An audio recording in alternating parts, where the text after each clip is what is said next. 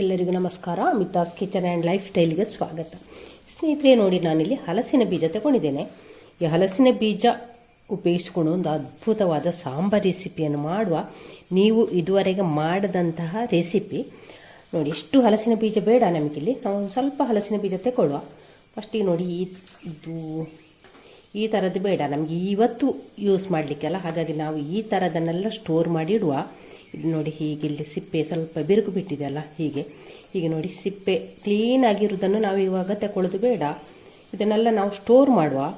ಇವಾಗ ನಾವು ಸಾಂಬಾರಿಗೆ ನೋಡಿ ಸ್ವಲ್ಪ ಸಿಪ್ಪೆಲ್ಲ ಹೀಗೆ ಬಿಟ್ಟುಕೊಂಡಿದೆಯಲ್ಲ, ಅಂಥದ್ದನ್ನು ಉಪಯೋಗಿಸ್ಕೊಳ್ಳುವ. ಇವತ್ತು ಸಾರು ಮಾಡುವಾಗ ನೋಡಿ ಈ ಥರದನ್ನೆಲ್ಲ ಉಪಯೋಗಿಸ್ಕೊಳ್ಳುವ. ಇವಾಗ ನಾವು ಇದರಿಂದೆಲ್ಲ ನೋಡಿ ಈ ಥರ ಹೊಡೆದ ಬೀಜವನ್ನೆಲ್ಲ ತೆಗೆಯುವ. ಈ ಥರದೆಲ್ಲ ಬೀಜವನ್ನು ತಗೊಳ್ಳುವ. ಯೂಸ್ ಮಾಡಲಿಕ್ಕೆ ನಾವು ಇವಾಗ ಡೈಲಿ ಏನಕ್ಕಾದರೂ ಹಾಕ್ತೇವಲ್ಲ, ಸೌತೆಕಾಯಿಗೆ, ಹುರುಳಿಗೆ, ಪಲ್ಯಕ್ಕೆಲ್ಲ ಮಾಡ್ತೇವಲ್ಲ, ಆಗೆಲ್ಲ ನಾವು ಈ ಥರದ್ದು ಉಪಯೋಗಿಸ್ಕೊಂಡ್ರೆ ಆಯಿತು. ತುಂಬ ನೀಟಾಗಿರೋದನ್ನು ಹಾಗೆ ಬಿಡುವ, ಅದನ್ನು ನಾವು ಸ್ಟೋರ್ ಮಾಡಿ ಇಡುವ. ಇವಾಗ ಇಲ್ಲಿ ನಾನೊಂದು 25 ಹಲಸಿನ ಬೀಜ ತಗೊಂಡಿದ್ದೇನೆ. ಇವಾಗ ಇದರ ಔಟರ್ ಕವರನ್ನು ತೆಗೆಯುವ. ಈ ಬಿಳಿ ಕವರನ್ನು ಮಾತ್ರ ತೆಗೆಯುವ. ನೋಡಿ, ಹೀಗೆ ನೀಟಾಗಿ ಎಲ್ಲ ಹಲಸಿನ ಬೀಜದ ಕವರನ್ನು ತೆಗೆಯುವ. ನಾನಿಲ್ಲಿ ಕಡಿಮೆ ಕ್ವಾಂಟಿಟಿಯಲ್ಲಿ ಮಾಡ್ತಾ ಇದ್ದೇನೆ. ನೀವು ಜಾಸ್ತಿ ಜನ ನಿಮ್ಮಲ್ಲಿದ್ದಾರೆ ಅಂತಿದ್ರೆ ಜಾಸ್ತಿ ಹಲಸಿನ ಬೀಜವನ್ನು ಉಪಯೋಗಿಸ್ಕೊಳ್ಬೋದು. ಈಗ ಹಲಸಿನ ಬೀಜದ ಹೊರಗಿನ ಸಿಪ್ಪೆನಲ್ಲಿ ತೆಗೆದಾಯಿತು. ಇವಾಗ ಇದನ್ನೊಂದು 2 ಸಲ ಚೆನ್ನಾಗಿ ವಾಶ್ ಮಾಡುವ. ಇವಾಗ ಇಲ್ಲಿ ತೊಳೆದಂಥ ಹಲಸಿನ ಬೀಜವನ್ನು ಕುಕ್ಕರಿಗೆ ಹಾಕಿಕೊಳ್ಳುವ. ಈಗ ಇಲ್ಲಿ ಹಲಸಿನ ಬೀಜ ಮುಳುಗುವಷ್ಟು ನೀರನ್ನು ಸೇರಿಸಿಕೊಳ್ಳುವ. ರುಚಿಗಾಗುವಷ್ಟು ಕಲ್ಲುಪ್ಪು ಕುಕ್ಕರ್ನಲ್ಲಿಟ್ಟು ಹಾಕಿ ಒಂದು 3 ವಿಶಿಲ್ ಕೂಗಿಸ್ಕೊಳ್ಳುವ. ಜಾಸ್ತಿ ಏನು ಬೇಯಿಸಿ ಪಿಚಿಕ ಮಾಡೋದು ಬೇಡ. ಹಲಸಿನ ಬೀಜ ಬೇಯುವಷ್ಟೊತ್ತಿಗೆ ಒಂದು ಮಸಾಲೆಯನ್ನು ರೆಡಿ ಮಾಡುವ. ಒಂದು ಬಾಣಲೆಯನ್ನು ಸ್ಟವ್ ಮೇಲೆ ಇಟ್ಟಿದ್ದೇನೆ. ಅದಕ್ಕೀಗ 1 ಟೀ ಸ್ಪೂನಷ್ಟು ಎಣ್ಣೆಯನ್ನು ಹಾಕ್ತಿದ್ದೇನೆ. ಈಗ ಒಂದು 4 ಉರಮೆಣಸು, 4 ಬ್ಯಾಡಗಿ ಮೆಣಸನ್ನು ಹಾಕ್ತಿದ್ದೇನೆ. ಹಾಕಿ ಇದನ್ನು ಫ್ರೈ ಮಾಡುವ. ಇಲ್ಲಿ 1 ಕಡ್ಡಿ ಕರಿಬೇವನ್ನು ಕೂಡ ಹಾಕ್ತಾ ಇದ್ದೇನೆ. ಇವಾಗ ಇಲ್ಲಿ ನೋಡಿ, ಮೆಣಸು ಒಂದು ಸ್ವಲ್ಪ ಫ್ರೈ ಆಗುವಾಗ ಇಲ್ಲಿ 1 ಟೀ ಸ್ಪೂನಷ್ಟು ಕೊತ್ತಂಬರಿಯನ್ನು ಹಾಕ್ತಿದ್ದೇನೆ, ಧನಿಯಾ. ಇದನ್ನು ಕೂಡ ಜೊತೆಯಲ್ಲಿ ಹಾಕಿ ಫ್ರೈ ಮಾಡುವ. ಕೊತ್ತಂಬರಿ ಒಂದು ಸ್ವಲ್ಪ ಕೆಂಪಗಾಗುವಾಗ ಇಲ್ಲಿ ಒಂದು 4 ಟೇಬಲ್ ಸ್ಪೂನ್ ಅಷ್ಟು ತೆಂಗಿನಕಾಯಿ ತುರಿಯನ್ನು ಇಟ್ಟು ಸೇರಿಸ್ತಾ ಇದ್ದೇನೆ.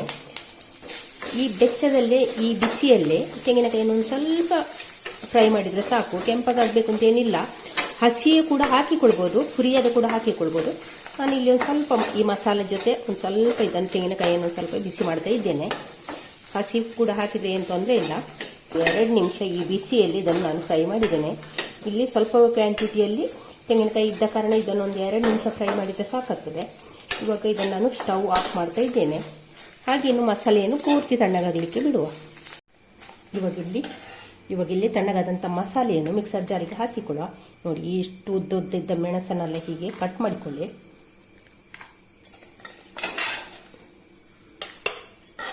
ಈಗ ಇದಕ್ಕೊಂದು 1/4 ಟೀ ಸ್ಪೂನ್ ಅಷ್ಟು ಅರಶಿನ, ಜೊತೆಯಲ್ಲಿ ಹುಳಿ, ಹೆಚ್ಚಿನ ಸಾಮಗ್ರಿ ಏನು ಬೇಡ. ಇವಾಗ ನೋಡಿ, ಹಲಸಿನ ಬೀಜವನ್ನೆಲ್ಲ ನೀರನ್ನು ಮತ್ತು ಹಲಸಿನ ಬೀಜವನ್ನು ಬೇರೆ ಬೇರೆ ಮಾಡಿ ಇಟ್ಕೊಂಡಿದ್ದೇನೆ. ಇವಾಗ ಇಲ್ಲಿ ಜಾಸ್ತಿ ಹಲಸಿನ ಬೀಜವನ್ನು ಬೇಯಿಸಿ ಪಿಚ್ಕ ಮಾಡಲಿಕ್ಕಿಲ್ಲ. ನೋಡಿ, 3 ವಿಶಿಲ್ ಹಾಕಿ ಬೇಯಿಸಿದ್ದು ಅಂತ ಕಡೆ ಸ್ವಲ್ಪ ಬೆಂದಿದೆ. ಇವಾಗ ನಾವು ಇದರಲ್ಲಿ ಬೇಯ್ದ ಹಲಸಿನ ಬೀಜವನ್ನು ಸಪರೇಟ್ ಮಾಡಿಕೊಳ್ಳುವ. ಒಂದು ಸ್ವಲ್ಪ ನೋಡಿ, ಹೀಗೆ ಗಟ್ಟಿ ಗಟ್ಟಿ ಉಂಟಲ್ಲ, ಅದನ್ನು ಇವಾಗ ನಾವು ಸಪರೇಟ್ ಮಾಡಿಕೊಳ್ಳುವ. ಇವಾಗ ಇಲ್ಲಿ ಜಾಸ್ತಿ ಬೆಂದ ಹಲಸಿನ ಬೀಜವನ್ನು ಒಂದಿಷ್ಟು ಇಟ್ಟುಕೊಂಡಿದ್ದೇನೆ. ಬೇಯ್ದ ಹಲಸಿನ ಬೀಜವನ್ನು ನಾನಿಲ್ಲಿ ಜಾಸ್ತಿ ತಗೊಂಡಿದ್ದೇನೆ. ಇವಾಗ ಇದನ್ನೆಲ್ಲ ನಾವು 2 ತುಂಡು ಮಾಡುವ. ನೋಡಿ, ಸಣ್ಣದಾದರೆ 2 ತುಂಡು ಮಾಡುವ, ದೊಡ್ಡದಾದರೆ 3 ತುಂಡು ಮಾಡಲಿಬಹುದು.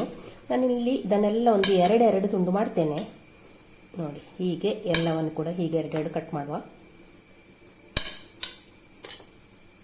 ಇವಾಗ ನೋಡಿ, ಹಲಸಿನ ಬೀಜವನ್ನೆಲ್ಲ ಈ ರೀತಿ ಕಟ್ ಮಾಡಿ ಇಟ್ಕೊಂಡಿದ್ದೇನೆ. ಇವಾಗ ಜಾಸ್ತಿ ಬೆಂದ ಹಲಸಿನ ಬೀಜವನ್ನು ನಾವು, ಜಾಸ್ತಿ ಬೆಂದದ್ದೇ ಆಗಬೇಕು ಅಂತೇನಿಲ್ಲ, ಯಾವುದನ್ನು ಕೂಡ ಹಾಕಿಕೊಳ್ಬೋದು. ಜಾಸ್ತಿ ಬೆಂದ ಹಲಸಿನ ಬೀಜವನ್ನು ನಾವೀಗ ಇದನ್ನೀಗ ಈ ರುಬ್ಬುವ ಮಸಾಲೆ ಜೊತೆ ಹಾಕಿಕೊಳ್ಳುವ. ಇದಕ್ಕಿನ್ನು ಹೆಚ್ಚಿನ ಸಾಮಾನನ್ನು ಏನನ್ನು ಕೂಡ ಹಾಕ್ಲಿಕ್ಕಿಲ್ಲ. ಇಷ್ಟು ಹಾಕಿದ್ರೆ ಆಯಿತು. ಇವಾಗ ಇದಕ್ಕೆ ನೀರು ಹಾಕಿಕೊಳ್ಳುವ. ಇನ್ನಿದನ್ನು ಮುಚ್ಚಳ ಹಾಕಿ ನಯವಾಗಿ ರುಬ್ಬಿಕೊಂಡು ಬರುವ. ನೋಡಿ, ಮಸಾಲೆಯನ್ನು ರುಬ್ಬಿಕೊಂಡಾಯಿತು. ಇವಾಗ ಇದನ್ನು ನಾವು ಪಕ್ಕಕ್ಕೆ ಇಟ್ಟುಕೊಳ್ಳುವ.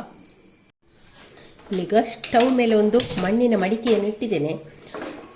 ಅದಕ್ಕೆ ಈಗ ಎಣ್ಣೆಯನ್ನು ಹಾಕಿಕೊಳ್ಳುವ. 1 ಟೇಬಲ್ ಸ್ಪೂನ್ ಅಷ್ಟು ಕೊಬ್ಬರಿ ಎಣ್ಣೆಯನ್ನು ಹಾಕ್ತಾ ಇದ್ದೇನೆ. ಬಿಸಿಯಾದಂಥ ಎಣ್ಣೆಗೆ 1 ಟೀ ಸ್ಪೂನ್ ಅಷ್ಟು ಸಾಸಿವೆಯನ್ನು ಹಾಕ್ತಾ ಇದ್ದೇನೆ.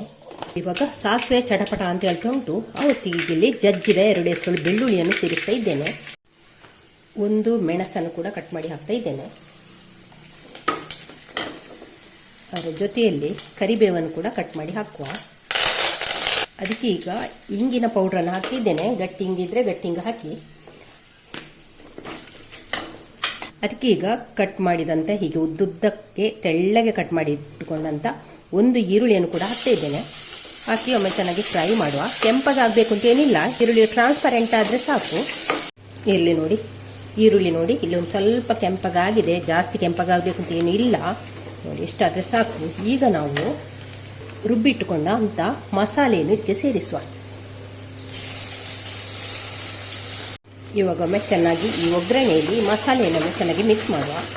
ಇಲ್ಲಿ ಹಲಸಿನ ಬೀಜ ಬೇಯಿಸಿದಂಥ ನೀರನ್ನು ಮಿಕ್ಸರ್ ಜಾರಿಗೆ ಹಾಕಿ ಹೀಗೆ ಮಾಡಿ ಮಿಕ್ಸರ್ ಜಾರಲ್ಲಿ ಅಂಟಿಕೊಂಡಂಥ ಮಸಾಲೆಯನ್ನೆಲ್ಲ ತೆಗೆದು ಇದಕ್ಕೆ ಹಾಕ್ತಾ ಇದ್ದೇನೆ. ಈಗೊಮ್ಮೆ ಚೆನ್ನಾಗಿ ಮಿಕ್ಸ್ ಮಾಡೋ. ಇದನ್ನು ನೋಡಿ, ಮಸಾಲೆಯನ್ನು ಚೆನ್ನಾಗಿ ಹದಗೊಳಿಸಿದ್ದೇನೆ ನೋಡಿ. ಈ ರೀತಿ ಈ ದಪ್ಪಕ್ಕೆ ಉಂಟು. ಈಗ ಇದಕ್ಕೆ ನಾವು ಕಟ್ ಮಾಡಿ ಇಟ್ಕೊಂಡಂಥ ಹಲಸಿನ ಬೀಜವನ್ನು ಸೇರಿಸಿಕೊಳ್ಳುವ. ಈಗ ಇದಕ್ಕೆ ರುಚಿಗಾಗುವಷ್ಟು ಉಪ್ಪನ್ನು ಕೂಡ ಸೇರಿಸುವ. ಹಲಸಿನ ಬೀಜ ಬೇಯಿಸುವಾಗ ಕೂಡ ಉಪ್ಪು ಹಾಕಿಕೊಂಡಿದ್ದೇವಲ್ಲ, ಅದ ಕಾರಣ ಉಪ್ಪನ್ನು ನೋಡಿಕೊಂಡು ಹಾಕಿದ್ರೆ ಆಯಿತು. ಹಾಕಿ ಒಮ್ಮೆ ಚೆನ್ನಾಗಿ ಮಿಕ್ಸ್ ಮಾಡುವ. ಸ್ನೇಹಿತರೆ, ಇವಾಗ ಹಲಸಿನ ಬೀಜದ ಸೀಸನ್ ಅಲ್ಲ, ಹಲಸಿನ ಹಣ್ಣಿದು ಸೀಸನ್. ಎಲ್ಲರ ಮನೆಯಲ್ಲಿ ಹಲಸಿನ ಬೀಜ ಇದ್ದೇ ಇರ್ತದೆ. ಹಲಸಿನ ಬೀಜ ಬಿಸಾಡುವ ಮೊದಲು ಒಂದ್ಸಲಿ ಇದನ್ನು ಒಂದ್ಸಲಿ ಟ್ರೈ ಮಾಡಿ ಆಯ್ತಾ. ತುಂಬಾನೇ ಒಳ್ಳೆ ರುಚಿಕರವಾದ ಒಂದು ರೆಸಿಪಿ. ಇದು ನಮಗೆ ಅನ್ನಕ್ಕೂ ಸೈ, ಯಾವುದೇ ತಿಂಡಿ ಮಾಡಲಿ, ನಿಮ್ಮ ದೋಸೆ, ಇಡ್ಲಿ, ಪರೋಟ, ಚಪಾತಿ ಎಲ್ಲದಕ್ಕೂ ಬೆಸ್ಟ್ ಕಾಂಬಿನೇಷನ್. ನೀವು ಚಪಾತಿ ಆ ರೀತಿ ಎಲ್ಲ ಮಾಡದಿದ್ರೆ ಒಂದು ಸ್ವಲ್ಪ ದಪ್ಪಕ್ಕೆ ಬೇಕು ಇದರ ರಸ. ಅನ್ನಕ್ಕೆಲ್ಲ ಮಾಡೋದಿದ್ರೆ, ಇಡ್ಲಿಗೆಲ್ಲ ಮಾಡೋದಿದ್ರೆ ಒಂದು ಸ್ವಲ್ಪ ಈ ಹದಕ್ಕೆ ಮಾಡಿಕೊಂಡ್ರೆ ಆಯಿತು. ಇದು ಸ್ವಲ್ಪ ತಣ್ಣಗಾದ ನಂತರ ಉಂಟಲ್ಲ, ಇನ್ನು ಸ್ವಲ್ಪ ಗಟ್ಟಿ ಆಗ್ತದೆ ನೋಡಿ. ಇನ್ನು ಇದು ಚೆನ್ನಾಗಿ ಒಮ್ಮೆ ಕುದಿ ಬರಲಿ ನೋಡಿ. ಇದ್ರ ಜೊತೆಲಿ ಒಂದು ಸಣ್ಣ ತುಂಡು ಬೆಲ್ಲ ಹಾಕ್ತಿದ್ದೇನೆ. ಬೆಲ್ಲ ಇಷ್ಟಪಡದವರು ಸ್ಕಿಪ್ ಮಾಡ್ಬೋದು. ಬೆಲ್ಲ ಹಾಕಿದ್ರೆ ಉಂಟಲ್ಲ, ಟೇಸ್ಟ್ ಅಂತೂ ಸೂಪರ್ ಇರ್ತದೆ ನೋಡಿ. ಸಣ್ಣದೊಂದು ಬೆಲ್ಲ ನೋಡಿ. ಸ್ನೇಹಿತರೆ, ಹಲಸಿನ ಬೀಜದ ಸಾಂಬಾರು ಚೆನ್ನಾಗಿ ಕುದಿ ಬರ್ತಾ ಉಂಟು. ಟೇಸ್ಟ್ ನೋಡಿ ಇದ್ರದ್ದು ಯಾವ ರೀತಿ ಉಂಟು ಅಂತ. ಉಪ್ಪು ಹುಳಿ ಖಾರ ಎಲ್ಲ ಕರೆಕ್ಟ್ ಉಂಟ ನೋಡಿಕೊಳ್ಳಿ. ಹಾಗೆ ನೀವು ಸ್ನೇಹಿತರೆ ಇದನ್ನು ಒಂದ್ಸಲಿ ಮಾಡಿದ್ರೆ ಉಂಟಲ್ಲ, ಇನ್ನು ನೀವು ಇದನ್ನು ಪದೇ ಪದೇ ಮಾಡ್ತೀರಾ. ಅಷ್ಟು ಅದ್ಭುತವಾದ ಒಂದು ಟೇಸ್ಟಿ ಉಳ್ಳ ಒಂದು ರೆಸಿಪಿ ನೋಡಿ. ಈ ರೀತಿ ಇರ್ತದೆ ನೋಡಿ. ಈರುಳ್ಳಿ ಎಲ್ಲ ಹಾಕಿ, ಒಗ್ಗರಣೆಗೆ ಈರುಳ್ಳಿ ಎಲ್ಲ ಹಾಕಿದ ನಂತರ ಟೇಸ್ಟು, ಪರಿಮಳ ಎಲ್ಲ ಕೂಡ ಸೂಪರ್ ಆಗಿದೆ ನೋಡಿ. ನೀವು ಕೂಡ ಒಂದ್ಸಲಿ ಟ್ರೈ ಮಾಡಲೇಬೇಕಾದಂಥ ಒಂದು ರೆಸಿಪಿ. ಇದನ್ನು ಊಟದ ಜೊತೆ ಕೂಡ ತಿನ್ಬೋದು, ಹಾಗೆ ನಮ್ಮ ಇಡ್ಲಿ, ದೋಸೆ ಇದ್ರ ಜೊತೆ ಕೂಡ ತಿನ್ಬೋದು. ಹಾಗೆ ಈ ವಿಡಿಯೋ ಇಷ್ಟ ಆದರೆ ಲೈಕ್, ಶೇರ್, ಕಮೆಂಟ್ ಮಾಡಿ. ಥ್ಯಾಂಕ್ ಯು ಸ್ನೇಹಿತರೆ. ಇವಾಗ ಚೆನ್ನಾಗಿ ಕುದಿ ಬರ್ತಾ ಉಂಟು. ಇವಾಗ ನಾವು ಸ್ಟವ್ ಆಫ್ ಮಾಡುವ. ಹಾಗೆ ಮುಚ್ಚಳ ಮುಚ್ಚಿ ಬೇಯಿಸಿ, ಹಾಗೆ ಮುಚ್ಚಳ ಮುಚ್ಚುವ.